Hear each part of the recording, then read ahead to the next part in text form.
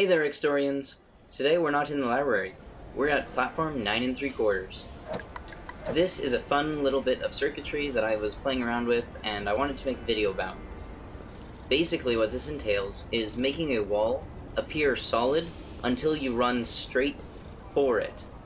This is going to be playing with player properties, which can be found in Rooms 2.0. And there's different ways of using this, and it doesn't have to be just running. There's a lot of different player properties that you can manipulate to allow passage through your wall or trapdoor. You can also do something fun, like going a specific direction, where maybe you want to make your players walk backwards through it in order to get past it. You can also get the player's speed, whether this be walking or sprinting or maybe even jump height. This could allow you to make some sort of labyrinth that they have to make it to a specific checkpoint and get a little bit of a speed boost before they can go through that specific wall.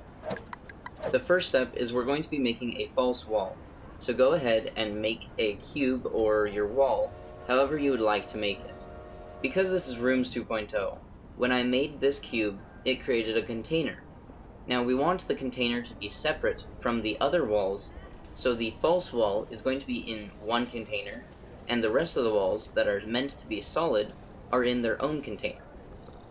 In Rooms 1, when there is an object that we cannot walk through, and it is solid and immovable, we would call that environment. But we want it to be decorational, where you can walk through it, but it is still visibly there. To do that in Rooms 2.0, we're going to need to edit out of the container and edit the container itself, not the cube. When we configure the container, it will give us the setting of collision and physics. The only thing that we need to do right now is turn off collision. With collision off, we can pass through the container, but with collision on, we cannot. Now we need to make it so that you can only pass through the wall if you meet certain criteria, and we're going to be using player properties for that criteria. Next, we're going to need an invisible collision. We're going to be covering the false wall with it to make sure that no one can get through.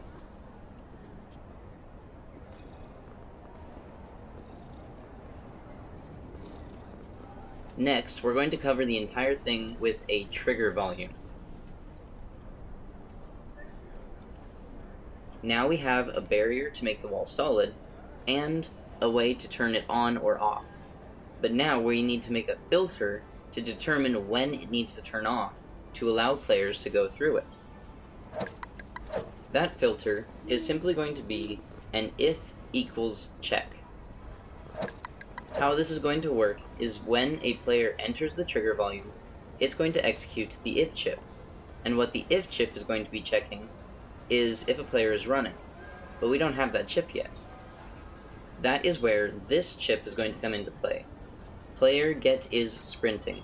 It's going to be checking to see whether or not the player is sprinting towards this wall at full speed.